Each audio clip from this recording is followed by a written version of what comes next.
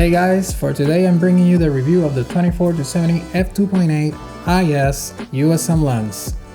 Let's begin.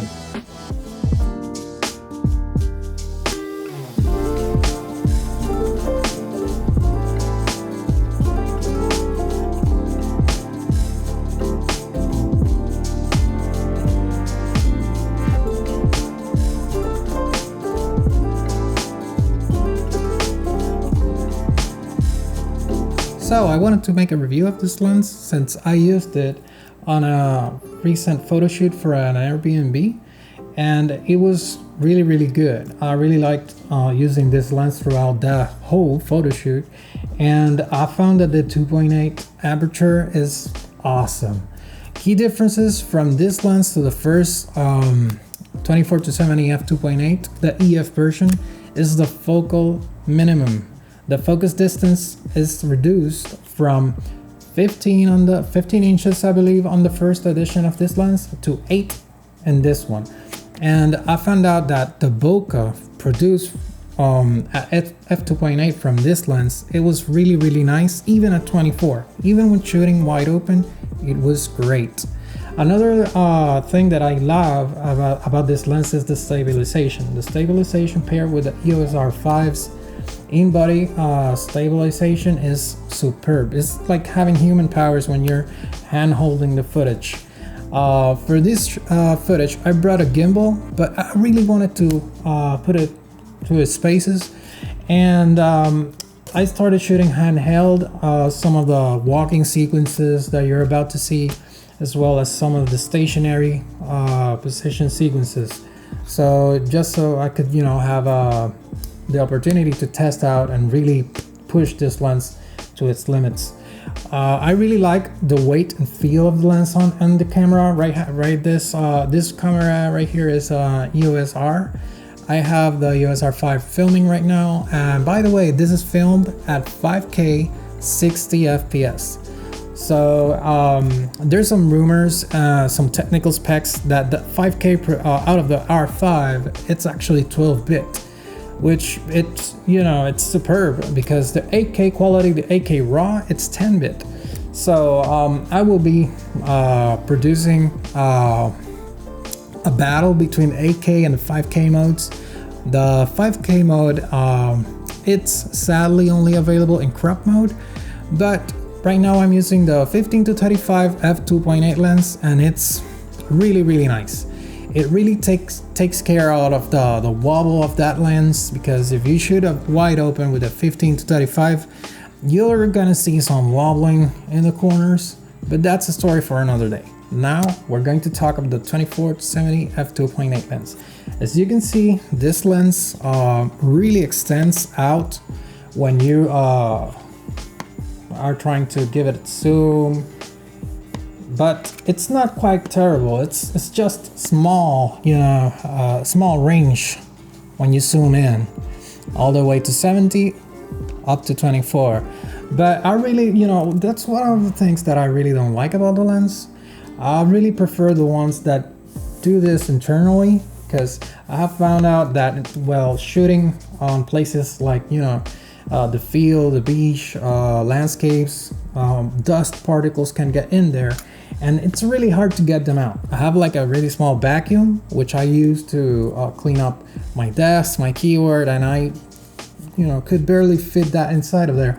But some sand got into the lens, most definitely, and I could, when I turned the zoom ring, I could feel them inside of the barrel. So that, it's not quite good, and overall it is a superb lens. It is a great lens. Even at nighttime, this lens was able to throw in some high quality images with minimal chroma smearing, which is, when you point the lens directly at a bright light at night, and that light seems like a blob of white. Well, this lens surprised me even there, because I've never had a lens that produced the sun stars, the said sun stars, and you're about to see some images that have the sun stars, and they look amazing. I really loved the effect of the sun stars from this lens, as well as the bokeh from it. The bokeh was all in all pleasing. And the distortion, it was magic. You know, it was like shooting with no distortion. It was like shooting with a prime lens almost. So I found out that during the Airbnb shoot, it was the only lens that I really needed. Apart from the 15 to 35, which I used to cover entire rooms and maybe a bathroom that was, you know, on the smaller scale. But for everything else, everything was shot in this lens. So I wanted to share with you guys the video I made while shooting with the 24 to 70 and the R5.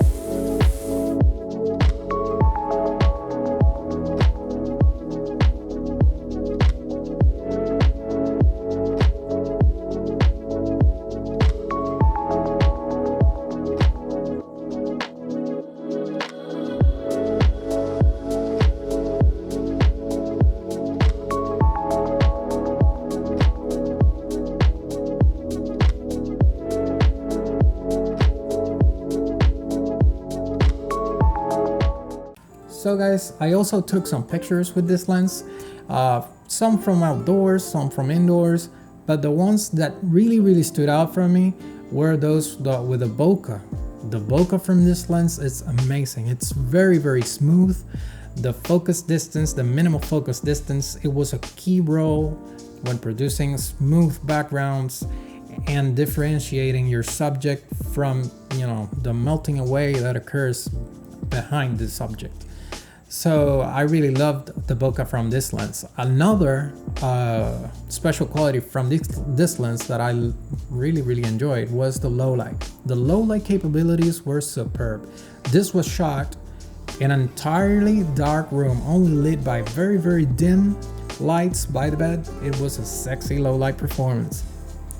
Another topic that I want to discuss with you guys is the new VR lens from Canon. Are you guys like excited for that lens, or do you think that it is the ugliest lens that you have ever seen like me? I don't know about that one. I want to see test footage, but for $2,000 it's very hard to justify the price of that lens, especially when there are so many 360 cameras that do a really nice job, and you know, they have a lot of features to create with them. So I don't know, I don't think I will be ever picking up the VR lens, but if you're definitely picking it up and testing it, let me know in the comment section below. Now, the pricing of this lens is almost, you know, almost the same as the VR lens itself. It's $2,300 at the moment of this review, but I think it's worth it because shooting throughout all of the zoom range, it really felt like I was shooting with a prime lens. And I love prime lenses. I own the 85 f1.2, the 100mm macro lens, the 35 macro lens RF, and I really love those lenses. I almost use them and bring them to all of my shoots, but now that I have the 24 to 70, I can, you know, have some peace of mind, only bring one lens, and succeed at whatever photo shoot that I may be doing in that particular day. Guys, remember, consider subscribing, leave your comment in the section below, and I will see you guys in the next video. Thanks.